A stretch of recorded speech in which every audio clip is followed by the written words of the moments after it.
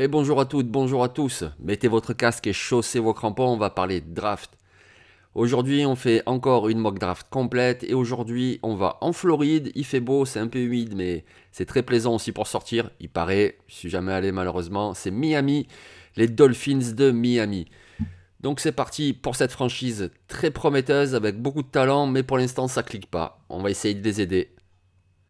Le choix du premier tour. Alors le choix du premier tour, c'est le numéro 29 et j'y vais avec un receveur, il s'appelle Christian Watson. Oui, j'en ai parlé dans la vidéo de mardi après le combine. Christian Watson, il est grand, il est costaud, il va très vite. Franchement, il a vraiment toutes les qualités, je ne sais pas ce qu'il vous faut.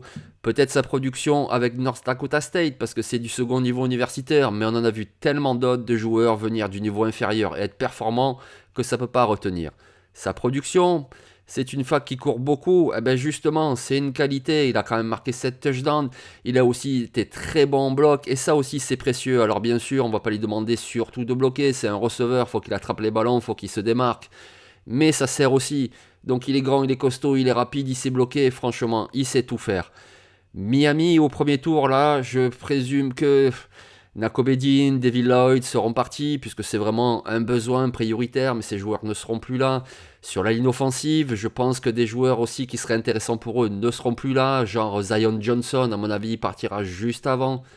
Donc pourquoi pas un receveur. Ils ont un besoin, il y a Jalen Waddell, il y a Devontae Parker, pas grand chose ensuite, donc pourquoi pas Christian Watson, un joueur à développer certes, mais qui est déjà prêt à contribuer dès sa saison. Vraiment c'est un joueur à suivre. Si vous y croyez pas, ben écoutez, je sais pas, moi j'y crois beaucoup. On arrive au choix du second tour, c'est le choix numéro 50. Et là aussi, toutes les options sont ouvertes. Et puis, de toute façon, il va falloir attendre la free agency, évidemment. Mais sinon, j'ai surtout hésité avec deux joueurs. Alors, il y a un joueur, vraiment, j'ai hésité avec lui. Parce que les Dolphins ont besoin sur la ligne offensive, c'est un euphémisme. Et un joueur pourrait être disponible à 50, il s'appelle Sean Ryan, il vient de UCLA. Pourquoi je pensais à lui? Parce que c'est quelqu'un qui jouait tackle à UCLA. Plutôt pas mal comme tackle, il a concédé assez peu de pression. Et au poste de tackle, ils ont besoin quand même, les Dolphins, c'est pas encore fixé, loin de là. C'est un joueur qui, avec son gabarit, pourrait être envisagé de jouer à l'intérieur en tant que guard. Et là aussi, il y a un besoin pour les Dolphins. Donc vraiment, ce joueur, j'hésitais, mais finalement, non, j'ai pris une autre direction. Allez, je vous fais pas languir, de toute façon, je suis pressé, faut pas que je l'oublie. Donc le joueur que je prends en 50, c'est un linebacker, il s'appelle Damon Clark. Il nous vient de LSU. Alors Damon Clark, déjà, il a un très bon gabarit parce que oui, c'est quand même important pour la NFL. Oui, bien sûr, on voit des fois des linebackers qui ont un gabarit moindre et qui réussissent, bien entendu, mais en règle générale, quand même, un gabarit, c'est plutôt intéressant et lui, il l'a. La production, il l'a. En conférence SEC, vous allez me dire, c'était pas trop difficile à LSU. Malheureusement, il y avait des gains devant, il y avait des gains à côté de lui, donc du coup, il devait se fader tout le boulot. Mais il a quand même très bien fait. Une grosse production à l'université. Regardez ses stats, c'est plutôt impressionnant. Vraiment un très bon joueur. On l'a vu au combine. Ok, il n'a pas tout fracassé au combine, mais franchement, il a été à chaque fois dans les meilleurs, dans tous les ateliers, que ce soit les ateliers avec mesure ou les ateliers spécifiques. Damon Clark, c'est vraiment un très bon joueur. Moi, pour l'instant, je le mets dans la discussion pour être le quatrième, cinquième linebacker. Je pense que Lloyd, je pense que Dean, je pense que Harris sont avant. Ensuite, ça se discute avec Andersen, avec Mouma. Mais Clark, franchement, à 50, surtout que c'est vraiment un poste à besoin pour les Dolphins, pour moi, c'est un choix solide. On passe au choix du troisième tour et c'est le choix numéro 101. Alors, comme je vous disais, bien sûr, il va falloir attendre la free agency parce qu'un des joueurs les plus importants des Dolphins en fin de contrat, c'est Emmanuel Ogba. Donc, on va voir s'il le re-signe ou pas. Et c'est pour ça que j'y vais sur un edge rusher et un edge rusher plutôt costaud. C'est Isaiah Thomas de Oklahoma.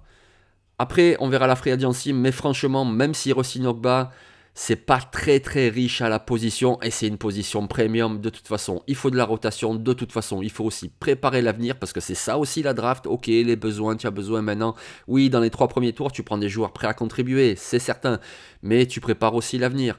Et donc, que Ogba soit re-signé ou pas, moi je trouve que Isaiah Thomas, s'il est encore disponible au choix 101, ce qui n'est pas certain, ça serait une très bonne affaire. Il pourrait être disponible parce que vous le savez, vous n'arrêtez pas d'entendre parler.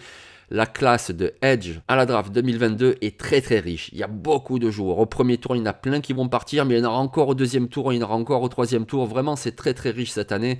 Et donc, c'est pour ça que Isaiah Thomas pourrait être là. 7 sacs et demi en 2020, 7 sacs en 2021, c'est vraiment un joueur régulier. Là, on parle plus d'un edge setter, quelqu'un qui va contrôler son côté pour le jeu de course et qui, occasionnellement, mais quand même régulièrement, pourra apporter de la pression. Et ça, c'est Isaiah Thomas. S'il est disponible au choix 101, hésite même pas. 18 choix plus tard, c'est le tour 4. C'est le choix 119.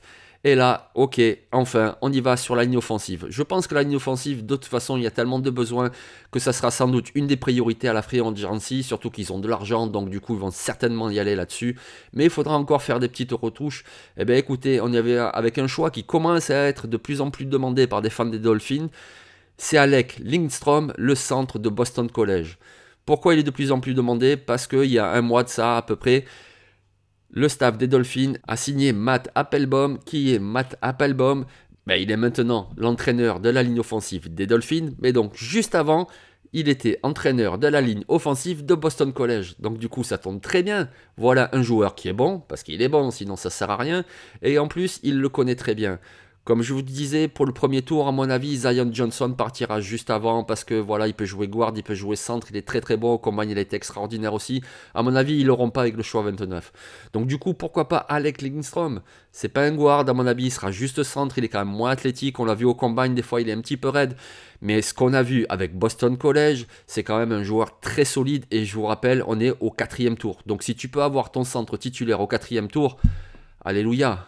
4 choix plus tard, donc toujours au tour 4, c'est le choix 123. Et là, que vont faire les Dolphins? Moi, j'y vais sur enfin un running back. Et oui, enfin, parce qu'il en faut un. C'est sûr qu'au deuxième tour, j'aurais pu considérer quelqu'un comme Brice Hall, par exemple, avec le choix 50. Mais je pense que le besoin de linebacker était plus prégnant.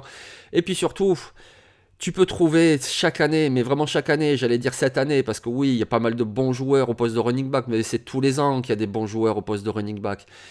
Et puis le nouvel entraîneur, faut pas oublier qui c'est Mike McDaniel. Et il vient de où? Il vient des 49ers. Et les 49ers, ils faisaient quoi? Ben voilà, c'est tout le temps des running backs qui sortent de je sais pas où, des Jamie Alesti, des Mostert, des gars qui sont non draftés ou qui viennent du 7e tour.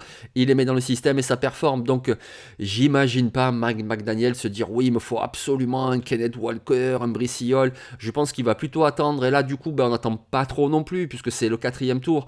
Brian Robinson, Alabama, beaucoup d'expérience, quelqu'un qui peut courir plein centre, il est très costaud pour cela, quelqu'un qui peut courir aussi un petit peu à l'extérieur, même si c'est pas une flèche, c'est pas un super rapide, mais il y aura d'autres joueurs justement dans l'effectif pour faire ça, je veux dire des Gaskins, Rossine Linsley par exemple, ou un G. Johnson, mais Brian Robinson c'est vraiment quelqu'un de solide, et puis ouais, quelque part on confirme toujours un petit peu la connexion pour Tua, puisque évidemment ils se sont côtoyés à Alabama.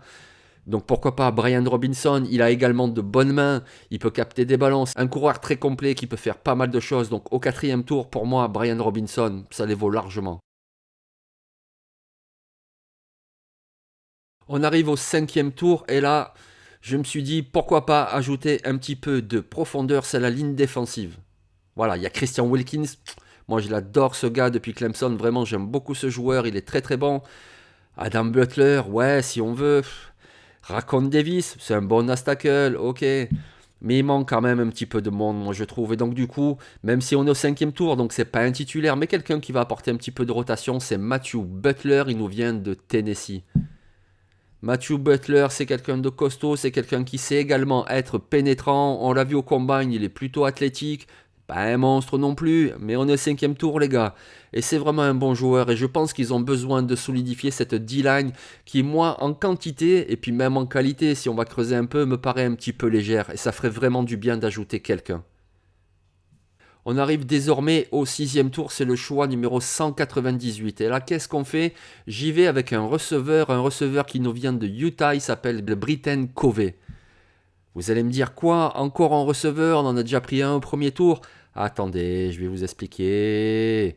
Alors, Britton Covey, déjà, c'est quelqu'un de petit, donc il pourra apporter pas mal de choses dans le slot, il pourra apporter pas mal de choses sur des jeux feintés. Et ça, déjà, c'est intéressant, surtout qu'on est au 6e tour.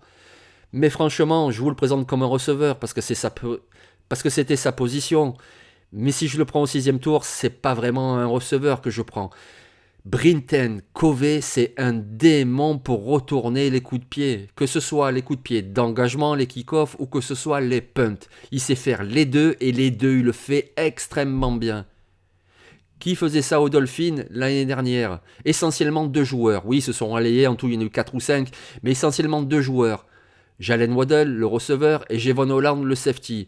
Oui, sauf que Waddle et Holland, ce sont 2 titulaires, un en attaque, un en défense. 2 jeunes joueurs, 2 joueurs sur qui tu as beaucoup investi. Un premier tour, un top 10 même pour Waddle, et un second tour, tout en haut du second tour. Donc du coup, cet investissement-là, c'est bien aussi de le protéger.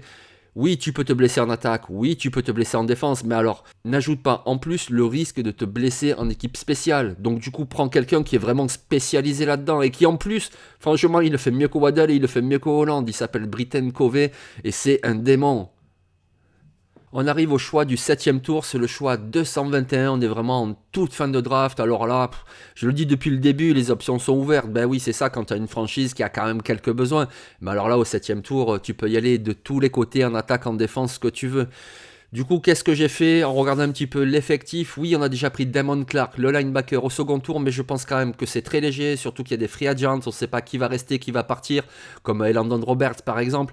Donc du coup, j'y retourne avec un linebacker et en plus quelqu'un qui me servira également en équipe spéciale. Il s'appelle Malcolm Rodriguez, il nous vient de Oklahoma State. Malcolm Rodriguez, un linebacker très productif à l'université. Il a plutôt un bon gabarit, il est compact, il sait faire pas mal de choses, surtout plaqué, mais il peut être utilisé dans d'autres domaines également.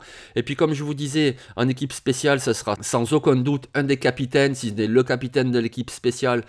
C'est vraiment un leader dans l'âme, c'est quelqu'un qui a des qualités athlétiques, il sait courir, il sait plaquer, c'est un volontaire, c'est un dur au mal, c'est un très bon joueur qui pourra apporter de la rotation au poste de linebacker, un poste à besoin, qui pourra jouer en équipe spéciale. On est au 7e tour, franchement, banco. Donc je vous remets la mock draft, la voici. Comme je le dis à chaque fois, je suis désolé de me répéter, mais bon, c'est juste la vérité. C'est un des scénarios possibles. Je veux dire par là que si demain je refais une mock draft des Dolphins, ce sera pas exactement la même. Donc si vous en faites une, ça sera pas exactement la même. Donc c'est un des scénarios possibles. Moi celui-là me plaît bien. Bien sûr qu'il me plaît bien, sinon j'en ferai un autre. Mais vous, peut-être que vous l'aimez pas, dites-le. Il n'y a pas de souci, moi je me vexe pas. De toute façon, on parle de quoi? On parle de football. On est où là? On est entre amis, on discute. Donc je m'en fiche totalement. Vous aimez pas ce joueur, vous aimez pas ce choix, c'est trop haut, c'est trop bas, j'aurais pris celui-là. Dites-le. Si ça vous plaît, dites-le aussi. Donc voilà, j'espère que dans l'ensemble, de toute façon, fan des Dolphins ou fan de NFL en général, ça vous a plu. Et moi je vous dis à la semaine prochaine pour de nouvelles vidéos. Abonne-toi sur YouTube. Abonne-toi sur Twitter. Et si ça te plaît, donne-moi un peu de force. Mais fais vite, je suis pressé.